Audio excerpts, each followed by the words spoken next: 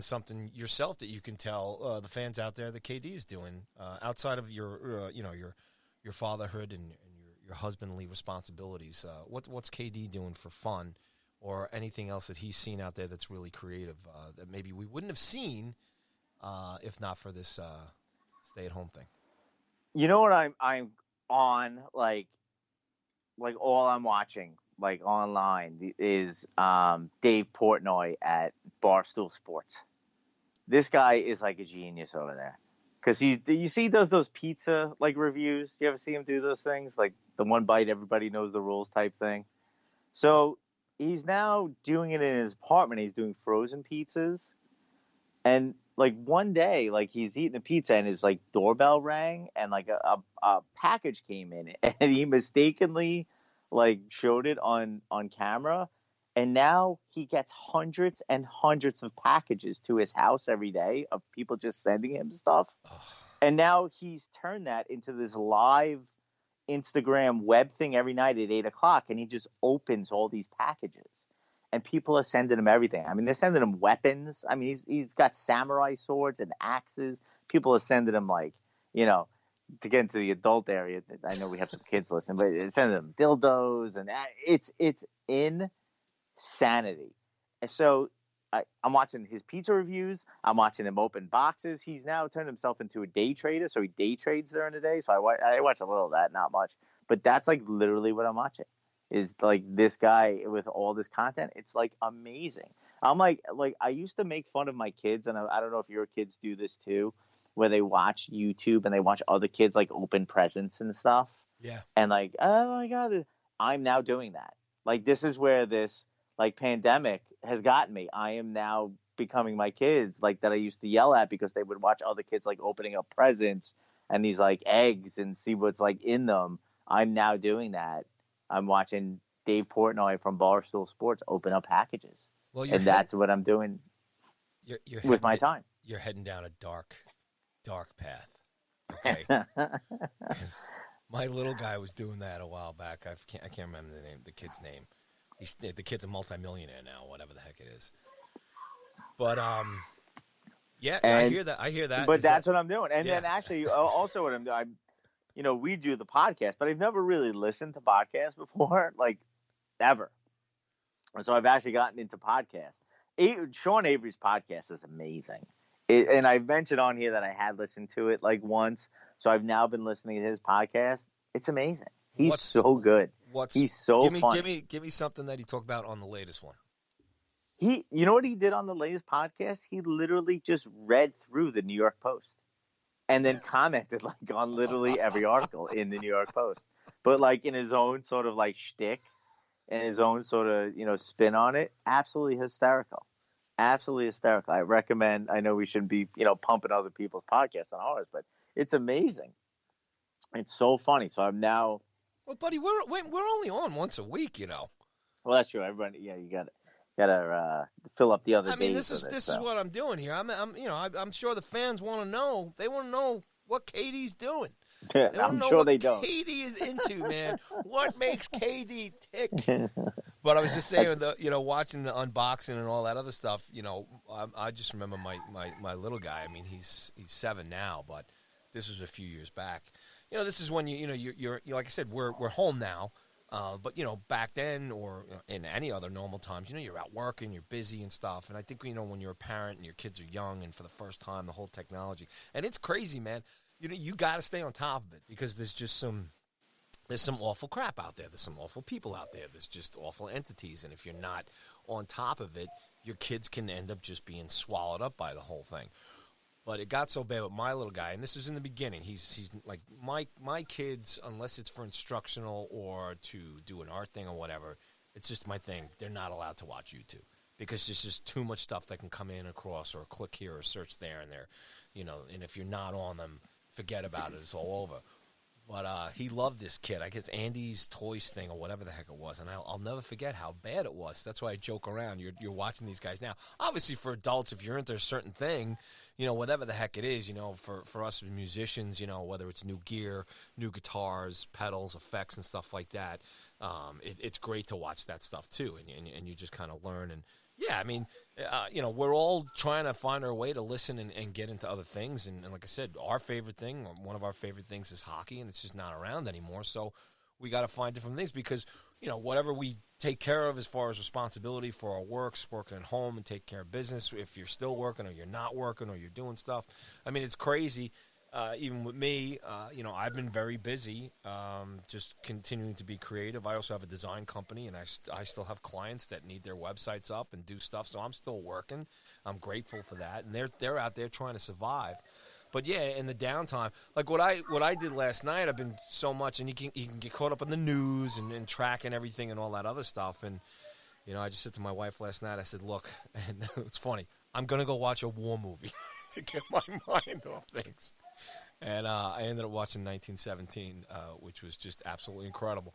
But yeah, I mean those videos are great, and this is a trip. I tell you, just for myself, on the music end of things, just seeing bands. I've got a couple bands myself. I'm in the tribute business, but I help out original project too. But there's some people that were way ahead of this as far as online streaming and live shows and stuff, and I've just been absolutely floored by the technology that some of the entertainers and musicians are using, especially with bands recording material and then doing video editing where they're all in one video, and it's pretty impressive. That's the most impressive thing that I've liked. Some people, some bands, musicians do it well, and then there's others that just are on another level. So it's interesting to see how people are trying to just stay creative and keep themselves busy, and the other thing too is like staying in shape. Me, I'm getting fat. I gotta get out and start exercising again and stuff like that too. So that's the other thing as well. But yeah, man, it's yeah, I'm having like an internal battle with myself because I do go walking every day. I probably do like a 4-mile walk, but when I'm not doing that 4-mile walk, I don't stop eating. Yeah, it's just tough. It just doesn't stop. Yeah. I mean, cookies and chips and just ice cream, and it just doesn't stop. And because we're shopping now, because it used to be like micro shops that we used to do like all week. Like I seriously would be at the supermarket like 6 of the 7 days during the week just getting stuff. Now we go once. Yeah, and bulk up. And I buy everything, for the week.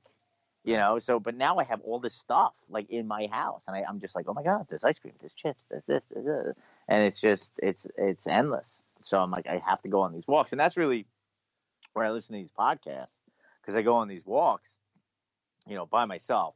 I don't want to walk with the family anymore. I need my time away. So, I listen to, Avery and other podcasts that I find interesting, but. Oh, that's what I want to ask you too, man. I saw you posted out something. You were watching highlights of the 2014 series, right? The playoffs. Yeah, they had that on MSG. I think played a couple of games against the Rangers Canadiens game, so that was interesting. It's funny. I was talking before about how the league is like watered down with all the teams coming in. I'm watching the game, and I see a number 4 skating around, and it wasn't Del Zotto. Del Zotto was 4, right? So and I'm like, I could not for the life of me remember who the hell number 4 was in this game. It was the clinching game against Canadians, Game 6. This is Game 6 in the Eastern Conference Finals, and I'm like, I don't even remember who this guy is. I'm like, who the hell is this guy? And it was Diaz. You remember Diaz? I don't even remember his first name.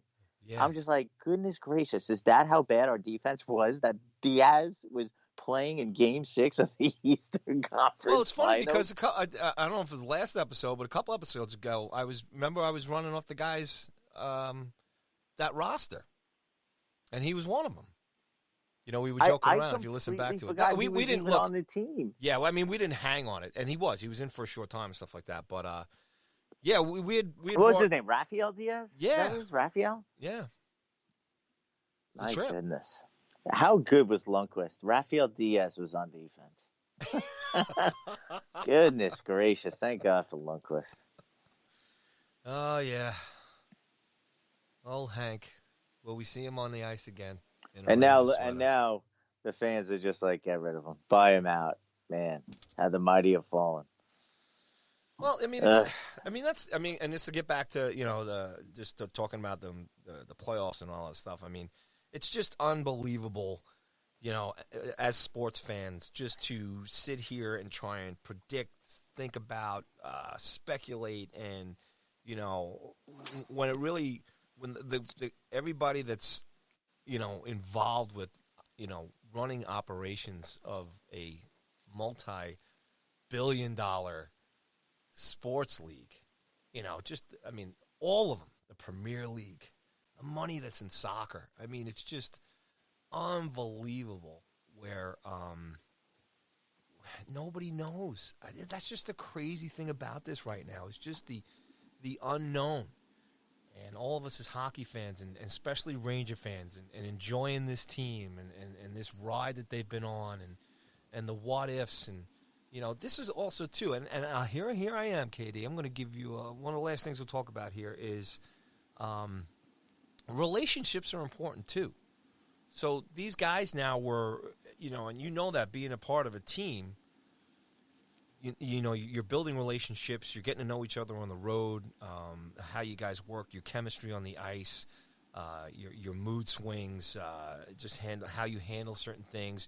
Us as Ranger fans are trying to look outside or zoom out a little bit and start speculating who might be the captain of this team next season, going into next season, if they named a captain and everything else. The fact that these guys are all now scattered all over the place. They're obviously all responsible for staying in shape and everything else. But, man, there's, and you can talk on the phone and you can kind of touch base and all that other stuff. And but, sports and team chemistry, it's a relationship thing, too. It's how different do you think that might be when these guys get back together? I mean, luckily enough, these guys are young. And I don't know if that makes a difference whether they're young or they're old.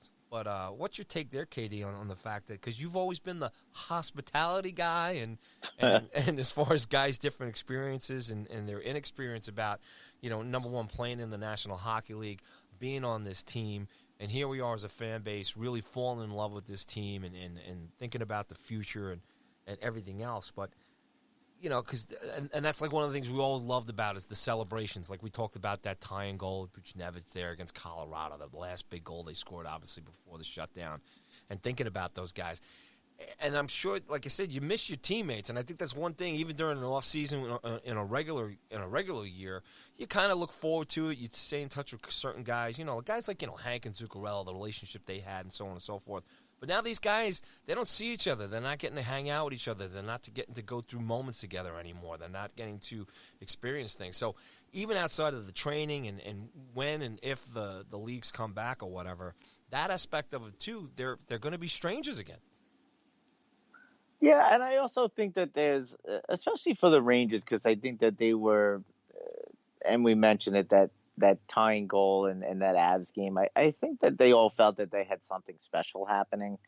So I think there's going to, at least initially for those guys when they went home or wherever they went or are at this point, I think that there's a lot of, disappointment with shutting the season down and wanting to get it back up as soon as possible. Obviously, as we mentioned before, health and the safety of the players and fans is first and foremost. But, I'm assuming that these guys have got to be beyond the Rangers, some of these other teams like the Bruins and the Capitals who were in good spots to potentially make a run in the playoffs. I can't imagine what they're going through. And look, you could point to, any sport, with teams and players, college, high school, everybody's seasons are cut short and, what they're having to deal with. But, I think the unique spot that the Rangers are in, or at least maybe not unique, but at least the good spot that the Rangers are in is that they are still in this like rebuild. So, this team knows that they still have, a number of years together because they are so young, that, it wasn't this year. And if it didn't happen, the whole team is going to get sort of broken up and new personnel coming in. I think for the most part, this team is going to be the same next year. So hopefully those players can hang their hats on that. That you're going to see a lot of the same faces around next year. if this season doesn't get going again. And hopefully they could pick right back up. It won't be easy. Like, it's obviously going to be a longer off